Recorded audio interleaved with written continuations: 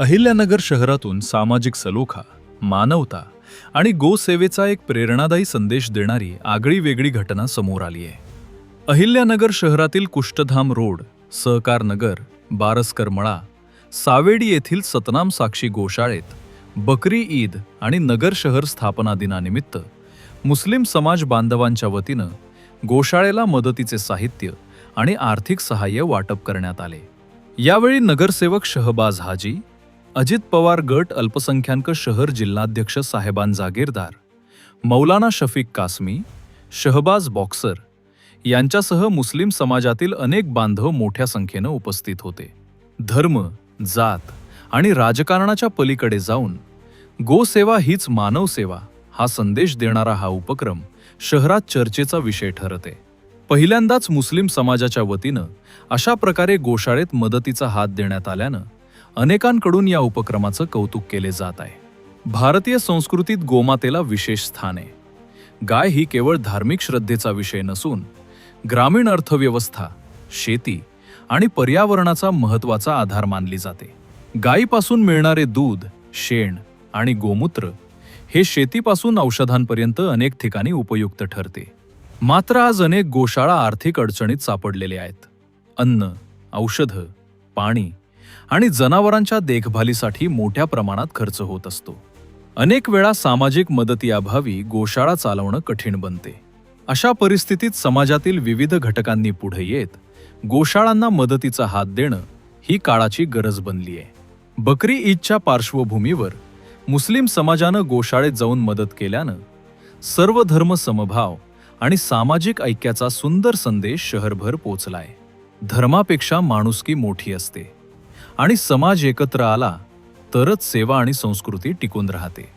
अहिल्यानगरातील हा उपक्रम अनेकांसाठी प्रेरणादायी ठरत आहे. खऱ्या अर्थाने आज फक्त बकरी ईद नाही तर अहमदनगर, ऐतिहासिक अहमदनगर शहराचा स्थापना दिवस सुद्धा या ठिकाणी आहे. दरवर्षी आम्ही शहराचा स्थापना दिवस मोठ्या प्रमाणामध्ये साजरा करत असतो, परंतु यावर्षी काहीतरी आगळं वेगळं करायचं होतं. आम्हाला एक चांगला संदेश समाजामध्ये गेला पाहिजे या हेतूने आज सर्व आमच्या शहरातल्या मुस्लिम बांधवाच्या वतीने या गोशाळ्यामध्ये आज भेट देऊन चारा वाटप या ठिकाणी करण्यात आलाय.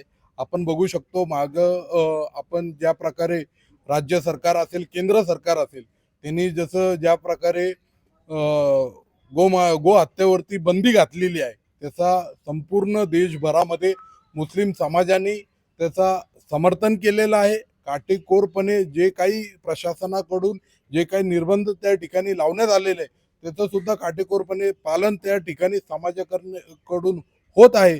मागच्या आठवड्यामध्येच आय लव्ह अहमदनगर फाउंडेशनच्या माध्यमातून आम्ही राज्य सरकार असेल, केंद्र सरकार असेल यांना विनंती केली होती, मागणी केली होती की गोमातेला म्हणजे गाईला राष्ट्रीय पशु म्हणून त्या ठिकाणी घोषित करावा.